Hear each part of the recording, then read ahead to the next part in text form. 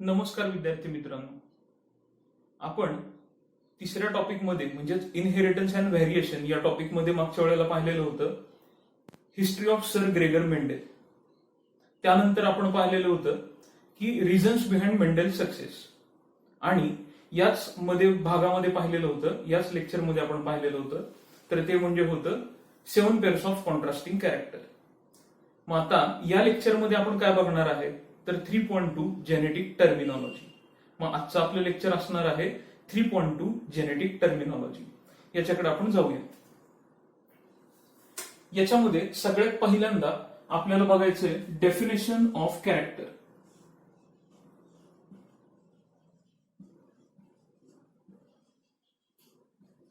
So what do you mean by character? तर character म्हणजे काय तर it is A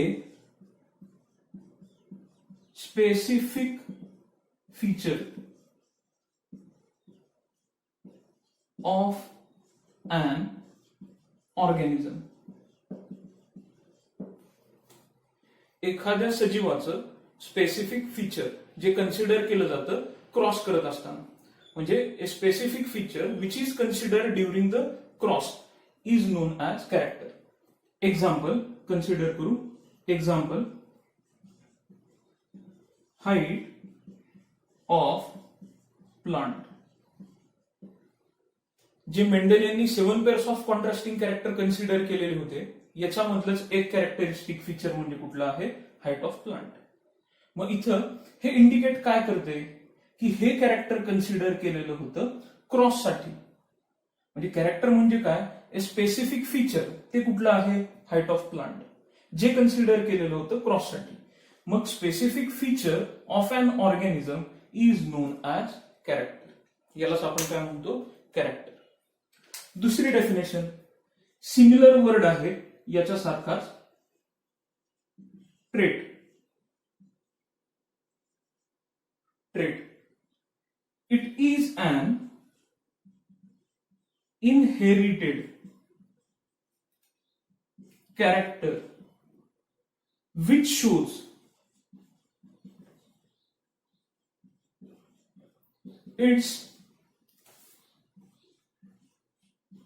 detectable variants. मग आपण डेफिनेशन कशी बघतो? ट्रेट म्हणजे काय तर trait is an inherited character which shows its detectable variants. म्हणजेच आपण याला मराठीत कशा पद्धतीने समजून घेऊ की एका पिढीकडनं दुसऱ्या पिढीकडे अनुवंशिकतेने जाणार हे काय आहे? कॅरेक्टर आहे. पण ते काय करतं? त्याचे 2 व्हेरियंट्स म्हणजेच काय आहे? व्हेरिएशन, फरक दाखवतं. त्याच्यामध्ये असणारे डोळ्याला दिसणारे फरक दाखवतं. एक्झाम्पल कन्सिडर करा. कॅरेक्टर आहे सेम, हाईट ऑफ प्लांट. याच्यामध्ये मेंडेल यांना कुठले 2 डिटेक्टेबल व्हेरियंट्स मिळाले? तर एक होतं टॉल आणि दुसरं होतं डॉर्फ. म्हणजे एक होतं झाड उंच आणि दुसरं झाड कसं होतं? बुटकं. म्हणजेच हे 2 काय आहे? या कॅरेक्टर मधले व्हेरियंट्स. याला आपण काय म्हणतो? ट्रेट. मग ट्रेटची डेफिनेशन काय? An inherited character which shows its detectable variants. याला आपण काय म्हणतो? ट्रेट. आपण पुढची तिसरी डेफिनेशन बघू, तर ती म्हणजे आहे जीन. जीन हा वर्ड जोहान्सन या शास्त्रज्ञांनी सर्वप्रथम शोधून काढला. मेंडेल यांनी जीन्सलाच काय म्हणलेलं होतं त्यावेळेला? फॅक्टर.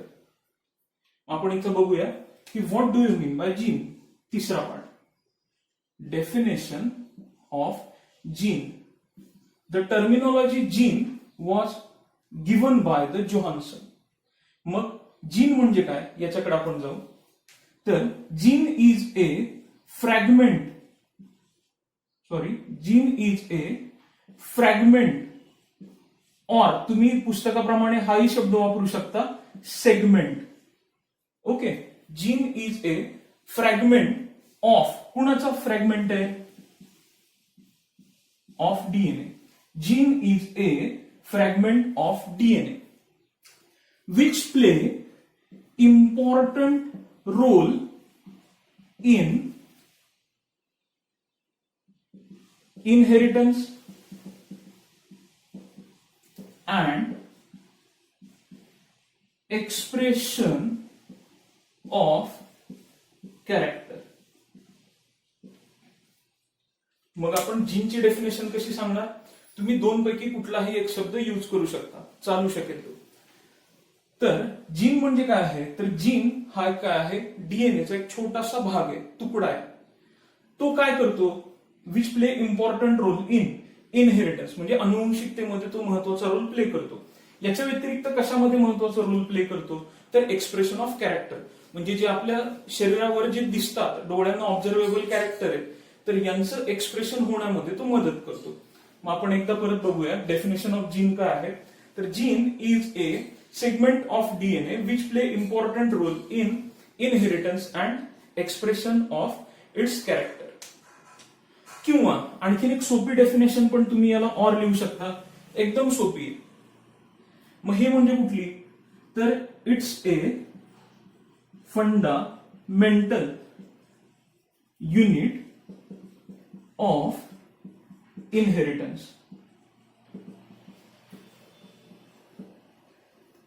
हे बेसिक सगळ्यात महत्वाचं पायाभूत युनिट आहे.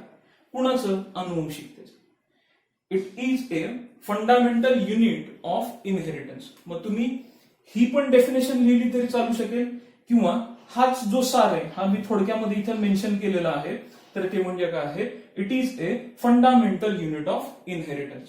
मग दोन्ही पैकी कुठली जरी डेफिनेशन तुम्ही मेन्शन केली तरी ती डेफिनेशन चालू शकते. ओके. मग त्यानंतर पुढची डेफिनेशन आपण बघूया. तर ती आहे ॲलेल. ॲलेल हा एक शॉर्ट फॉर्म आहे ॲलेलोमॉर्फचा. ॲलेल हा काय आहे? एक शॉर्ट फॉर्म आहे ॲलेलोमॉर्फचा. मग त्यामुळे आपण दोन्ही इथे मेन्शन करू शकतो, ॲलेल और ॲलेलोमॉर्फ. ॲलेलोमॉर्फच शॉर्ट फॉर्म काय यूज केला जातो? ॲलेल. मग डेफिनेशन ऑफ ॲलेल काय आहे? एकदम सोपी. It's a different form of single gene. एकाच जीनचे वेगवेगळे फॉर्म याला आपण काय म्हणतो? ॲलेल, किंवा यालाच आणखीन एक नाव आहे ॲलेलोमॉर्फ. किंवा इथं तुम्ही असं यूज करू शकता, डिफरंट फॉर्मच्या ऐवजी to or more form of single gene. दोन किंवा दोनापेक्षा अधिक फॉर्म कुणाचे? एकाच जीनचे. तर याला आपण काय म्हणतो? It is called as allele. आपण पुढची डेफिनेशन बघूया याच्यानंतर. पाचवी डेफिनेशन आपण याच्यामध्ये बघणार आहे, तर ती म्हणजे आहे इट्स ऑफ डॉमिनंट ॲलेल. याच्यामध्ये आपण पुढची डेफिनेशन बघणार आहे, तर ती म्हणजे कुणाची आहे? It's of the dominant allele.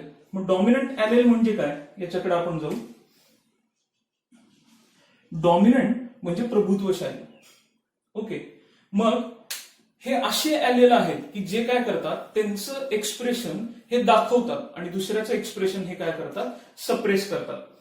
मग आपण इथे लिहू ॲलेल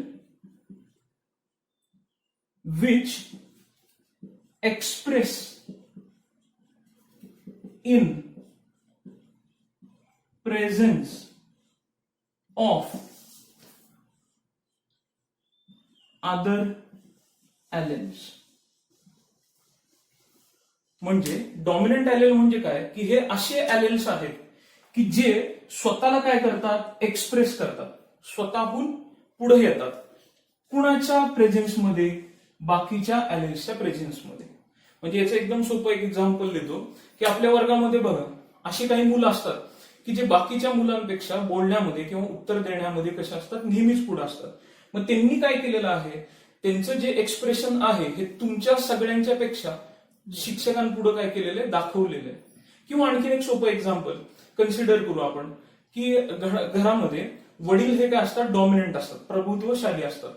मग वडील काय करतात? किंवा कधी कधी असं आपल्याला ठिकाणी बघायला मिळतं की एखादी ब्रांच तुम्हाला घ्यायची आहे, एखाद्या ठिकाणी तुम्हाला सपोज कन्सिडर करा आर्ट्सला जायचे, तुम्हाला तुमचे पर्सेंटेज पण चांगले, पण पण वडील काय म्हणतात की आत्ताच्या भविष्याच्या दृष्टीनं तू सायन्सला जाणं गरजेचं आहे. मग इथं तुमचं एक्सप्रेशन काय होतं की आर्ट्सला जाणं, ते वडिलांनी काय केलं, सप्रेस केलं आणि तुम्हाला कुठं पाठवलं, सायन्सला. सेम फिनोमिनॉन असे ॲलेल्स काही करतात.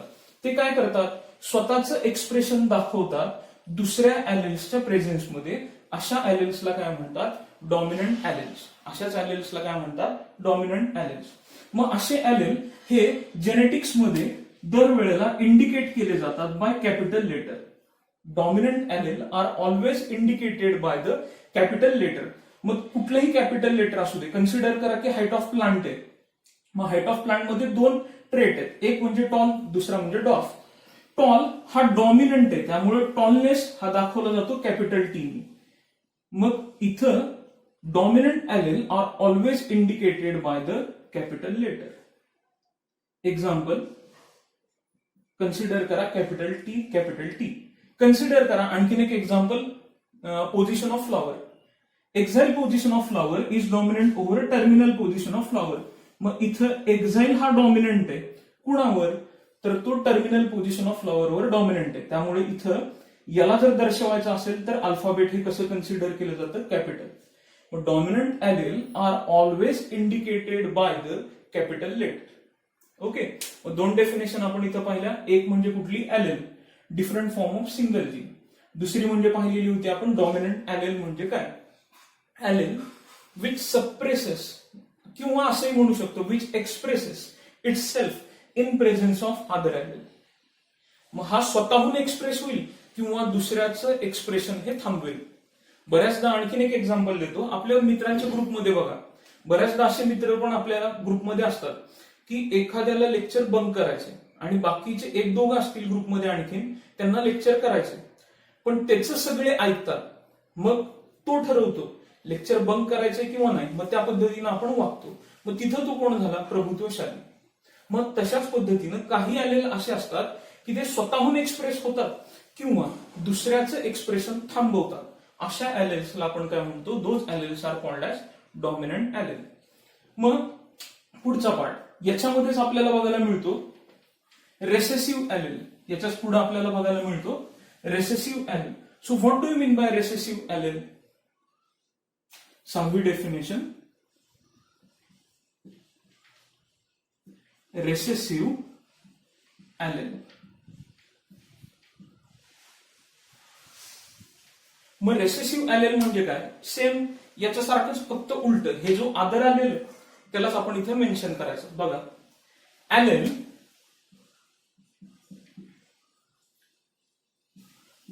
Which not express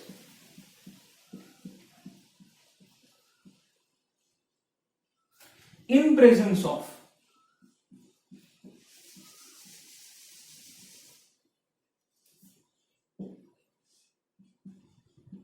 other allele. मग इथं रेसेसिव्ह ॲलेल म्हणजे कोण, की असे ॲलेल की जे एक्सप्रेस झाले नाहीत. म्हणजे जरी तुम्हाला लेक्चर करायचं होतं पण एका मित्राने जो डॉमिनंट आहे त्यांनी काय सांगितलं की आपण लेक्चर बंक करायचं, मग तो कोण झाला, डॉमिनंट ॲलेल. मग ज्याचं एक्सप्रेशन झालं नाही म्हणजे तुम्ही ज्यांना वर्गामध्ये बसायचं होतं असे सगळे कोण झाले, रेसेसिव्ह ॲलेल. मग रेसेसिव्ह ॲलेल म्हणजे काय, तर allele which not expresses in presence of other allele is known as recessive allele. फक्त इथे शब्द लक्षात ठेवायचे, विच नॉट एक्सप्रेस, ते स्वतःहून एक्सप्रेस होत नाही, त्यांना आपण काय म्हणतो, recessive ॲलेल. And recessive allele are always indicated by the small letter. Same, tallness हा डॉमिनंट आहे त्यामुळे इथं आपण दाखवलं कॅपिटल लेटरनी. तर इथं डॉर्फनेस म्हणजे बुटकं राहणं झाडामध्ये, तर हे कसं कॅरेक्टर होतं, रेसेसिव्ह. मग ते दाखवलं स्मॉल लेटरनी. मग small T, small T. Similarly axile position of flower हे डॉमिनंट आहे ओव्हर कुणाच्या, टर्मिनल पोझिशन ऑफ फ्लॉवर. म्हणून आपण इथं काय केलं, स्मॉल ए हे अल्फाबेट घेतलं. मग रेसेसिव्ह ॲलेल जर तुम्हाला इंडिकेट करायचे असतील तर ते दरवेळेला स्मॉल केसेस म्हणजे स्मॉल लेटर्स मध्ये हे मेन्शन करतात. अशा पद्धतीने इथं आपण दोन डेफिनेशन पाहिल्या, एक म्हणजे रेसेसिव्ह ॲलेल आणि दुसरी म्हणजे कुठली होती, डॉमिनंट ॲलेल. ओके, पुढे 7व्या डेफिनेशन कडे आपण जाऊ.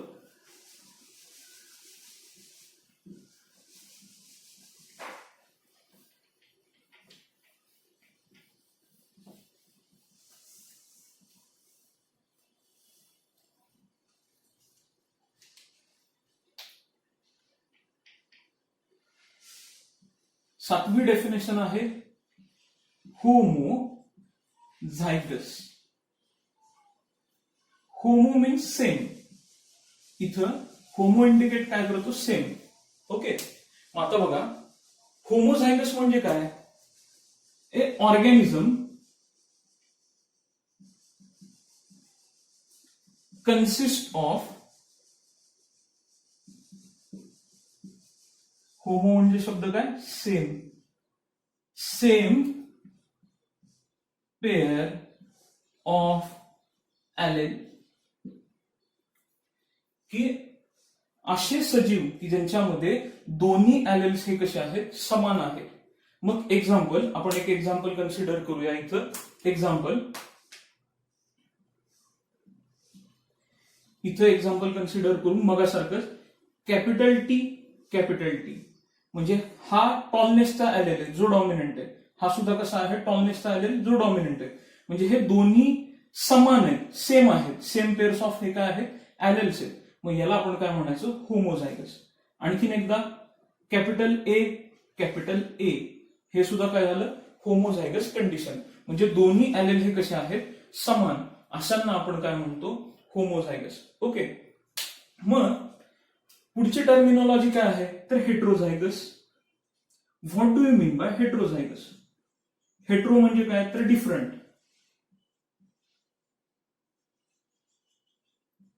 Okay, same. मग हेट्रोझायगस म्हणजे काय, तर ऑर्गॅनिझम कन्सिस्ट ऑफ, सेमच्या ऐवजी इथं फक्त शब्द काय चेंज होणार, डिफरंट पेअर ऑफ ॲलेल. मग इथं डेफिनेशन येणार, ऑर्गॅनिझम consists of different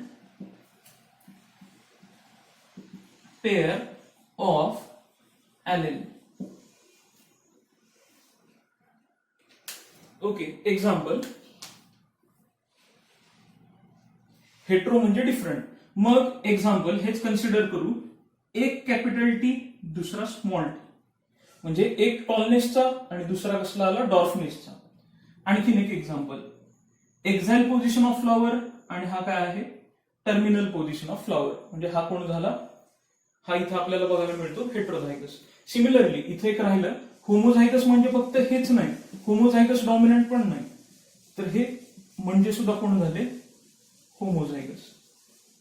मग हा होमोझायगस डॉमिनंट झाला, हा होमोझायगस रेसेसिव्ह झाला.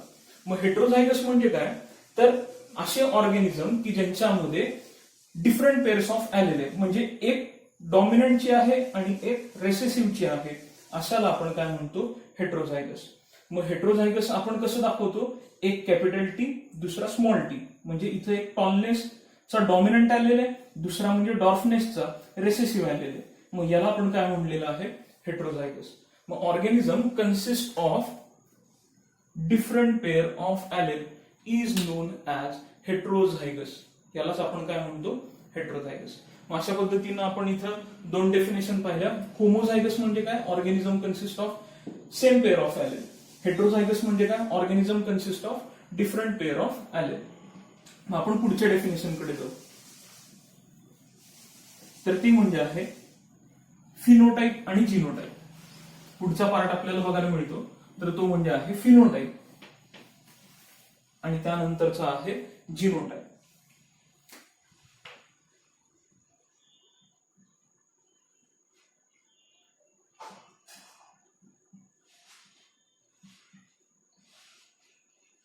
So what do mean by phenotype? तर फिनोटाइप म्हणजे काय, एकदम सोप्या पद्धतीने बघा, external appearance of an organism. एखादा सजीव हा बाहेरून कसा दिसतो, डोळ्याला दिसणारे कॅरेक्टर म्हणजे काय झाले, फिनोटाइप. ओके, मग फिनोटाइप म्हणजे काय, तर it is a external appearance of an organism. Example consider करू. सेम मेंडेलियनचे 7 जे कॅरेक्टर होते याच्यापैकी आपण 2 पाहिले, एक पोझिशन ऑफ फ्लॉवर आणि दुसरं म्हणजे हाईट ऑफ प्लांट. आता आणखीन एक एक्झाम्पल कन्सिडर करू. कन्सिडर करा शेप ऑफ सीड, मटारच्या बीचा आकार. मग तो कसा होता, याच्यामध्ये फिनोटाइप म्हणजे काय, तर डोळ्यांना दिसणारे. मग आपण इथं कन्सिडर कॅरेक्टर कुठलं केलं, शेप ऑफ सीड. मग बीचा आकार कसा होता, एक बी डोळ्याला कशी दिसायची, गोलाकार राऊंड, आणि दुसरी कशी दिसायची, रिंकड. मग हे काय झाले, फिनोटाइप. जे डोळ्यांना दिसलं त्यालाच आपण काय म्हणतो, phenotype. External appearance of an organism. Consider करा स्किन कलर, एकदम सोपं. Skin colour of an organism. काही आपण पाहिले की काही निग्रो पॅटर्नचे असतात, म्हणजे त्यांची स्किन ही पूर्णपणे ब्लॅक असते. काही कॉस्केशियन किंवा अल्बिनो म्हणतो आपण त्यांना, म्हणजे त्यांच्यामध्ये मेलॅनिनचं पिगमेंट नसतं, पूर्ण गोरे असतात. मग असे इथं ते काय झालं की निग्रो स्किन म्हणजे पूर्णपणे काळसर स्किन, हा काय झाला, डोळ्यांना दिसणारा भाग, म्हणजे तो झाला फिनोटाइप. मग फिनोटाइप म्हणजे काय, तर it is a external appearance of an organism. पुढचाच भाग जिनोटाइप. जिनोटाइप म्हणजे काय, तर it's a genetic makeup of an organism. म्हणजे कन्सिडर करा, राऊंड सीड येण्यासाठी म्हणजे फिनोटाइप, राऊंड कलरचे जे काही राऊंड अपीयरन्स असणारे जे सीड आहेत हे दिसण्यासाठी त्याच्यामध्ये कुठले जीन होते याला आपण काय म्हणतो, जिनोटाइप. ओके, मग कन्सिडर करू एक एक्झाम्पल हेच. मग राऊंड कलर दिसण्यासाठीचे कुठले जीन होते, त्यावेळेला हे बी हे गोलाकार दिसलं तर एक कॅपिटल आर म्हणजे राऊंड, दुसरा कॅपिटल आर स्मॉल आर म्हणजे पण काय झाला, राऊंड. का तर इथं हा डॉमिनंट आलेला आहे, यांनी काय केलं, स्मॉल आरचं एक्सप्रेशन सप्रेस केलं, त्यामुळे दिसताना सुद्धा हे बी कसं दिसलं, राऊंड. मग हा झाला याचा जिनोटाइप, म्हणजे genetic makeup of an organism. Consider करा की एक एक्झाम्पल कन्सिडर करा की माझा ब्लड ग्रुप कुठला आहे, ओ आहे. ओके, माझा ब्लड ग्रुप जर ओ असेल तर माझ्यामध्ये कुठल्या जीनचं कॉम्बिनेशन असेल त्यावेळेला तो ओ असेल, तर ते कॉम्बिनेशन असतं रेसेसिव्ह जीनचं, म्हणजे स्मॉल आय. मग याला आपण काय म्हणतो, genetic makeup of an organism म्हणजेच जिनोटाइप. ओके, मग इथं आपण 2 पार्ट पाहिले, एक म्हणजे आहे फिनोटाइप, तर दुसरा म्हणजे काय आहे, जिनोटाइप. फिनोटाइप म्हणजे काय, external appearance of an organism, एखादा सजीव हा बाहेरून कसा दिसतो याला आपण काय म्हणतो, फिनोटाइप. जिनोटाइप म्हणजे काय, genetic makeup of an organism. हा फिनोटाइप दिसण्यासाठी कुठलं जीनचं कॉम्बिनेशन असणं गरजेचं आहे याला आपण काय म्हणतो, जिनोटाइप. ओके, मग इथं आपण एक एक्झाम्पल पाहिलेलं की राऊंड दिसण्यासाठी, राऊंड शेप ऑफ सीड दिसण्यासाठी कुठलं जीन्सचं कॉम्बिनेशन असणं, ॲलेलचं कॉम्बिनेशन असणं गरजेचं आहे, ते आपण इथं पाहिलं. याला आपण म्हणतो जिनोटाइप. आपण पुढची डेफिनेशन बघूया.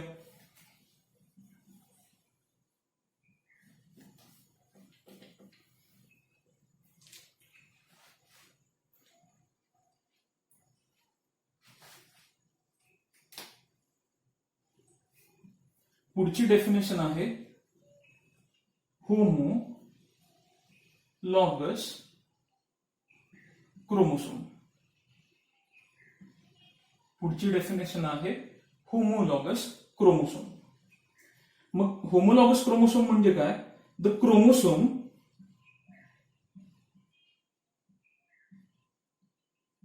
Which are structurally and genetically similar.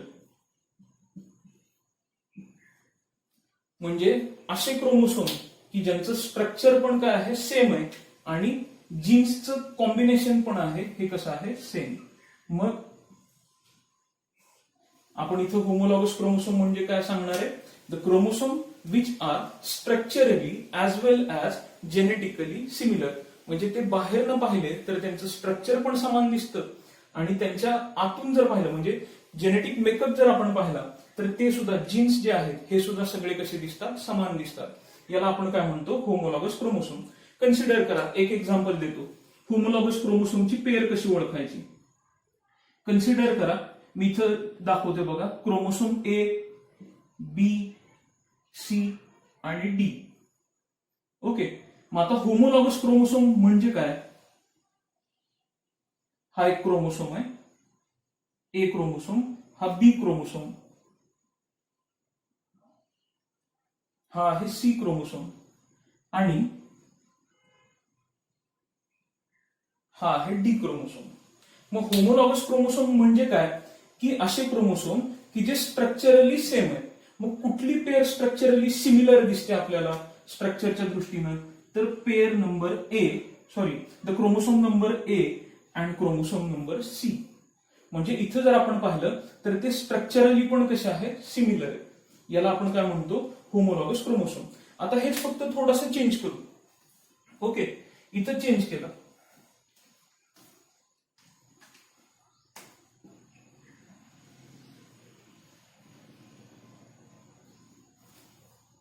एक इथे चेंज करतोय बघा. कन्सिडर करा की कलर ब्लाइंडनेस असणारा हा जीन आहे, म्हणजे रंग आंधळेपणा असणारा जीन हा या क्रोमोसोमवर आहे. तोच इथं नाहीये पण इथं आहे. मग कुठले या कंडिशनमध्ये कुठले होमोलॉगस क्रोमोसोम झाले, तर chromosome number A and chromosome number D.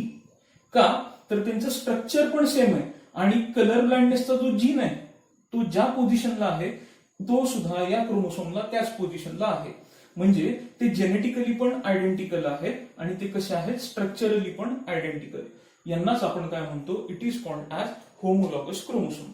The chromosome which are structurally as well as genetically similar. ज्यांचं स्ट्रक्चर पण समान आहे आणि ज्यांच्यामध्ये जेनेटिक मेकअप म्हणजे जीन्स पण समान आहेत, अशा क्रोमोसोम्सला आपण काय म्हणतो, those chromosomes are called as homo means same, homologous chromosome. पुढची डेफिनेशन आपण बघूया.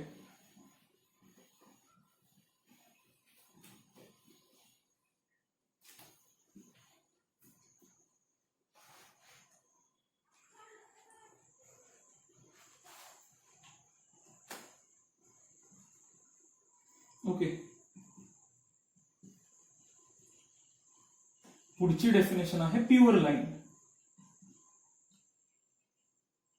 पुढची डेफिनेशन आहे प्युअर लाईन. प्युअर लाईन म्हणजेच काय की असे क्रॉससाठी आणलेले पॅरेंट्स की ज्यांच्यामध्ये ॲलेल्स हे समान आहे म्हणजे होमोझायगस कंडिशन आहे. मग इथं आपण डेफिनेशन त्याची कशी सांगणार आहे, ऑर्गॅनिझम विच शोज होमोझायगस किंवा which are homozygous for one or more trait. इथं आपण डेफिनेशन बघू, ऑर्गॅनिझम विच आर, महत्वाचा शब्द हाय, homozygous, which are homozygous for one or more trait. Okay, म्हणजे असा सजीव की ज्यांच्यामध्ये जे ट्रेट आहेत हे सगळे कसे आहेत, होमोझायगस कंडिशन मध्ये म्हणजे समान आहेत. मग अशांना आपण काय म्हणतो, प्युअर लाईन. म्हणजे मी मागच्या वेळेला पण सांगितलेलं होतं की मेंडल यांना सक्सेस का मिळाली, का तर त्यांनी ट्रू ब्रीडिंग, प्युअर म्हणजे होमोझायगसला आणखीन एक शब्द आहे, इथे एक आणखीन तुम्ही शब्द मेन्शन करू शकता, or true breeding. Okay, the organism which are true breeding for one or more trait is known as pure line. Mendel यांना सक्सेस का मिळालेली होती, का तर जे काही त्यांनी क्रॉस केलेले होते हे प्युअर पॅरेंट्स मध्ये केलेले होते. म्हणजे ते पॅरेंट्स कसे होते, होमोझायगस होते. मग ते कॅरेक्टर वन एक असू दे किंवा एकापेक्षा अधिक असू दे. मोनोहायब्रिड क्रॉस असेल तर एक असेल, डायहायब्रिड क्रॉस असेल तर दोन असेल, ट्रायहायब्रिड असेल तर तीन असेल आणि त्यापेक्षा अधिक. मग क्रॉस किती कॅरेक्टरसाठी करताय, ते एक किंवा एकापेक्षा अधिक असतील, पण ते कंपल्सरी कसे असले पाहिजेत, होमोझायगस. अशाला आपण काय म्हणतो, प्युअर लाईन. यांनाच आपण शब्द वापरला जातो प्युअर लाईन. पुढची डेफिनेशन. ओके, F1 ही ऍक्च्युअल डेफिनेशन आपण याला म्हणू शकणार नाहीये. याला डेफिनेशन ऍक्च्युअल आपण म्हणू शकणार नाही. F1 म्हणजे काय, तर F हा एक लॅटिन वर्ड आहे. ओके, हा एक लॅटिन वर्ड आहे जो इंडिकेट करतो फिलाईन म्हणजे सन. ओके, मग इथं F हा शब्द इंडिकेट काय करतो, तर फेलियल जनरेशन.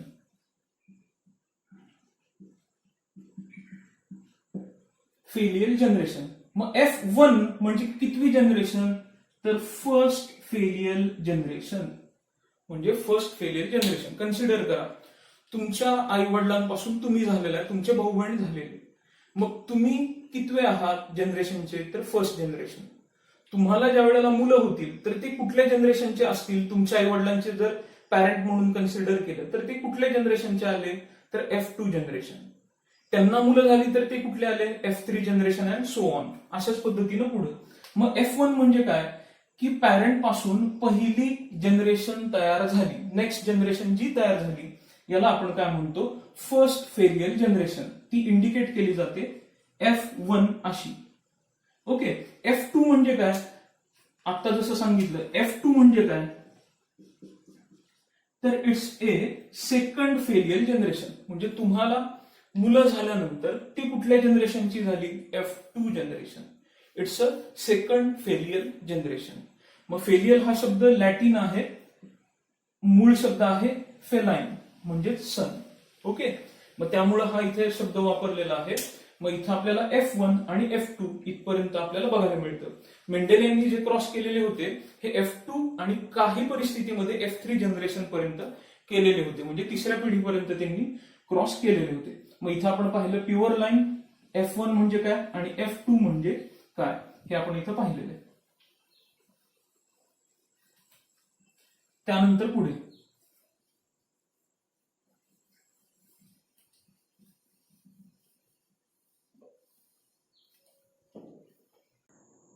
मग आता पुढची डेफिनेशन आपण बघणार आहे, तर ती म्हणजे आहे सेल्फिंग. तर सेल्फिंग म्हणजे काय बघा, सेल्फिंग म्हणजे थोडक्यात सेल्फ पॉलिनेशन. झाडांच्या बाबतीत जर कन्सिडर केलं तर सेम जिनोटाइप असणाऱ्या झाडांमध्येच आपण काय केलेलं होतं, परागीभवन घडवून आणलं, तर याला आपण म्हणतो सेल्फ पॉलिनेशन. तसंच इथं सेल्फिंग म्हणजे काय, सेम आहे. तर it is A cross between same generation. आणखीन एक प्रॉपर शब्द आहे इथं मी म्हणेन जिनोटाइप. ओके, मग सेल्फिंग म्हणजे काय, तर it is A cross between same genotype. समान जिनोटाइप असणाऱ्या झाडांमध्ये क्रॉसिंग म्हणजेच ब्रीडिंग घडवून आणणे, याला आपण काय म्हणतो, सेल्फिंग. कन्सिडर करा एक एक्झाम्पल करू. Consider colour of flower. Colour of flower मध्ये काय झालेलं होतं की दोन ऍलेल होते. एक म्हणजे कुठला होता, व्हायलेट, आणि दुसरा म्हणजे व्हाईट. फर्स्ट जनरेशनला काय झालेलं होतं की व्हायलेट जो कलर आहे हा आपल्याला दिसला फर्स्ट जनरेशनला, म्हणजे capital V small V first जनरेशनला दिसला, F1 ला दिसला. Okay, capital V small V cross with capital V small V म्हणजे काय झालं, सेल्फिंग. म्हणजे पहिल्या जनरेशनमध्ये समान जनरेशनमध्ये ब्रीडिंग घडवून आणणे म्हणजेच काय झालं, सेल्फिंग. पण इथं जिनोटाइप यांचा कसा आहे, जेनेटिक मेकअप कसा आहे, समान. मग small capital V small V cross with capital V small V.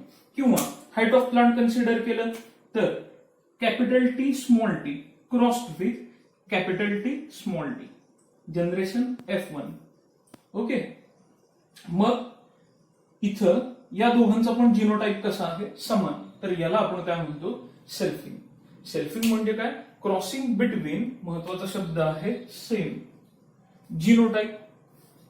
किंवा तुम्ही आणखीन एक शब्द वापरू शकता, जनरेशन. म्हणजे समान जनरेशन मध्ये क्रॉस घडवून आणणे, जनरेशन पहिली. याला आपण काय म्हणतो, सेल्फिंग. ओके, पुढची डेफिनेशन आहे तर ती म्हणजे आहे मोनो हायब्रिड क्रॉस आणि डाय हायब्रिड क्रॉस. नावावरूनच आपल्याला कळतं बघा, मोनो मीन्स 1, डाय मीन्स 2. ओके, मग पुढे मोनो हायब्रिड क्रॉस आणि इथं दुसरी डाय hybrid cross.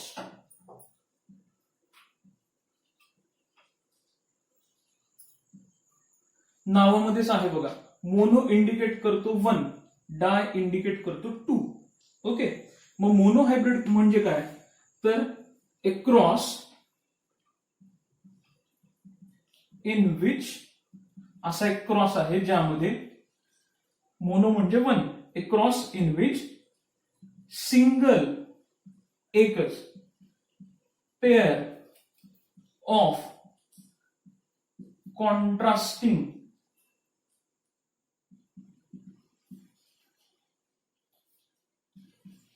character is considered. म्हणजे असा एक क्रॉस आहे की ज्याच्यामध्ये क्रॉसिंग घडवून आणताना एम काय होतं की एकाच कॅरेक्टर मध्ये क्रॉस घडवून आणायचा. मग याला आपण काय म्हणतो, मोनो हायब्रिड क्रॉस. कन्सिडर करा, मेंडेल यांनी काय केलं की उंच झाड बुटक्या झाडाशी क्रॉस केल्यानंतर रिझल्ट काय येतो हे बघण्यासाठी त्यांनी एकच क्रॉस हा कन्सिडर केला. मग इथं कुठला कॅरेक्टर कन्सिडर केलेलं होतं, तर हाईट ऑफ प्लांट, एकच. मग याचे कॉन्ट्रास्टिंग कॅरेक्टर किती होते, 2 होते. म्हणजे कुठले, tall plant crossed with dwarf plant, tall plant crossed with dwarf plant. म्हणजे इथं क्रॉस घडवून आणताना त्यांनी फक्त एकच कॅरेक्टर लक्षात घेतलं, तर ते म्हणजे कुठलं होतं, हाईट ऑफ प्लांट. याला आपण म्हणतो मोनो हायब्रिड क्रॉस. सेम सगळी डेफिनेशन, फक्त एक चॅनल इथं शब्द 2 वापरायचा, का तर हा डाय हायब्रिड आहे. ए क्रॉस इन विच, हे सगळं समान. ए क्रॉस इन विच, सिंगलच्या ऐवजी इथं काय येणार, 2 pairs of contrasting character are consider is known as dihybrid cross. याला आपण काय म्हणतो, डाय हायब्रिड क्रॉस. कन्सिडर करा आत्ताच एक्झाम्पल, हाईट ऑफ प्लांट. एक झाड कसं होतं, उंच, टॉल प्लांट. ओके, मग tall plant is crossed with, इकडे दुसरं कुठलं होतं, डॉर्फ प्लांट. हे एक कॅरेक्टर झालं. दुसरं पोझिशन ऑफ फ्लॉवर, हे कन्सिडर केलं. मग एक्झॅक्ट पोझिशन ऑफ फ्लॉवर आणि इकडे कुठला आला, terminal position of flower. Okay, मग आता याच्यामध्ये झाडामध्ये क्रॉस घडवून आणताना किती कॅरेक्टर कन्सिडर केले. पहिलं कॅरेक्टर कुठलं कन्सिडर केलं, हाईट ऑफ प्लांट. दुसरं कॅरेक्टर कुठलं कन्सिडर केलं, पोझिशन ऑफ फ्लॉवर. म्हणजे एक इथं आणि दुसरं इथं. ओके, मग इथं किती कॅरेक्टर कन्सिडर केले, 2. म्हणून याला काय म्हणायचं, dihybrid cross. A cross in which 2 pairs of contrasting character are consider is known as dihybrid cross. याला आपण काय म्हणतो, डाय हायब्रिड क्रॉस. आता पुढे याच्यानंतर सगळ्यात शेवटी आहे पुनेट स्क्वेअर. याला आणखीन एक चेकर बोर्ड सुद्धा तुम्ही म्हणू शकता. ओके, मग पुनेट स्क्वेअर किंवा चेकर बोर्ड म्हणजे काय, याच्याकडे आपण थोडंसं जाऊ.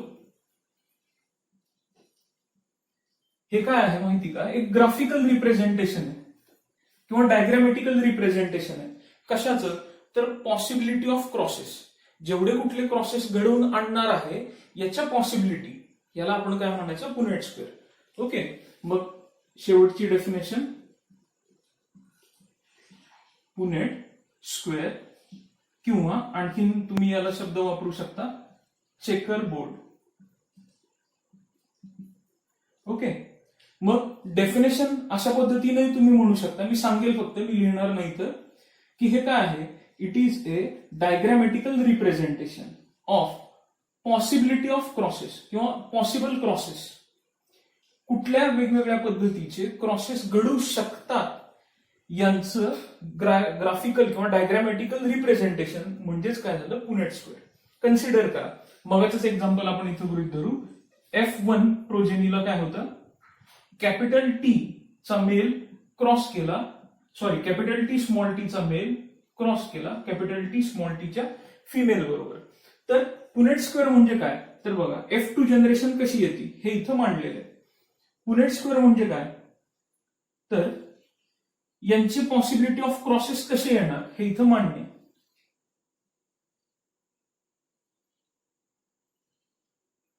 ओके, कन्सिडर करा. मी आता इथं मुद्दामून दाखवतोय. मेल कडचे गॅमेट्स बघा इथं आपण मांडून दाखवू. एका साईडला आलेला कॅपिटल टी याचे आपण बघतोय, दुसरा आला स्मॉल टी. ओके, गॅमेट्स कसे मांडले, एका बाजूला कॅपिटल टी दुसऱ्या बाजूला स्मॉल टी. ओके, फिमेल कडचे पलीकडचे एक आला गॅमेट मध्ये कॅपिटल टी दुसरा आला स्मॉल टी. आता कॉम्बिनेशन कसं येतं बघा. पुनेट स्क्वेअर मध्ये हे कसं मांडलं जातं इझिली, कुठलंही कन्फ्युजन न होता हे कशा पद्धतीनं मांडलं जातं ते बघा. मेल कडचा एक गॅमेट आला, एक बरोबर इथं फ्यूज झाला, काय आला कॅपिटल टी दुसरा आला कॅपिटल टी. ओके, पुढे इथं बघा फिमेल कडनं कॅपिटल टी आला, मेल कडनं काय आला स्मॉल टी आला. आता तुम्ही म्हणाल सुरुवात तर इथून केली, इथं पहिल्यांदा लाल यायला पाहिजे, म्हणजे इथं स्मॉल टी कॅपिटल टी यायला पाहिजे, पण असं नाही करत. ज्या वेळेला आपण जेनेटिक्स मध्ये क्रॉस सॉल्व्ह करतो किंवा लिहिणार आहे तर त्यावेळेला नेहमी लक्षात घ्या एक क्रायटेरिया की डॉमिनंट जीन हा नेहमी सगळ्यात आधी लिहायचा आणि मग त्याच्यानंतर रेसेसिव्ह जीन हा लिहायचा, म्हणजे रेसेसिव्ह अलेल हा मांडायचा. ओके, मग आता इथं पुढे बघा कॅपिटल टी आणि इथं कोण आला स्मॉल टी. इथं याच्याकडनं आला कॅपिटल टी, इथं आला स्मॉल टी, आणि सगळ्यात शेवटी इथून बघा दोघांच्याकडे काय आला small T small T. Okay, मग आता इथं कुठल्याही पद्धतीचं कन्फ्युजन न होता आपण काय केलेले आहे, त्यांच्या क्रॉसेस जे काही आहेत हे मांडलेले आहेत, आणि हे मांडण्यासाठीचं एक टेबल, डायग्रॅमॅटिकल रिप्रेझेंटेशन करण्यासाठीचं एक टेबल म्हणजे काय झालं पुनेट स्क्वेअर, किंवा यालाच आपण काय म्हणतो चेकर बोर्ड असंही म्हणतो. मग आपण या लेक्चरमध्ये काय काय पाहिलं, तर जेनेटिक्स मधल्या महत्वाच्या टर्मिनॉलॉजी पाहिल्या. सर्वसाधारण या 18-19 टर्मिनॉलॉजी आहेत, बाकीच्या पण आहेत, बॅक क्रॉस टेस्ट क्रॉस वगैरे terminology, phenotypic ratio genotypic ratio हे पण आहे. पण हे ज्या वेळेला तुम्ही पुढचे क्रॉसेस बघणार आहेत हे त्यावेळेला तुम्हाला इझिली लक्षात येईल. मग अशा पद्धतीनं आपण सर्वसाधारण 18 ते 19 ज्या काही टर्मिनॉलॉजी आहेत जेनेटिक्स मधल्या महत्वाच्या हे या लेक्चरमध्ये पाहिलेले. ठीक आहे, थँक्यू.